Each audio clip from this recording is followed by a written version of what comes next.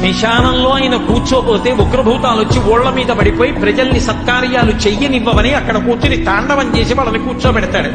పార్వతీదేవి అడిగింది మహాభారతం అనుశాసనిక పర్వంలో, శుభ్రమైన కైలాసం ఉండగా, ఇంత ఐశ్వర్యం ఉండగా, చింతామణి గృహం ఉండగా శ్మశానంలో ఎందుకుంటున్నారని అడిగింది. అడిగితే ఆయన చెప్పాడు, పార్వతి బతికున్న నాళ్లు అన్ని చోట్లకి వెడతారు, ఏమీ తోచట్లేదు, శ్మశానానికి వెళ్ళొద్దామని ఎవరు రారు పార్వతి.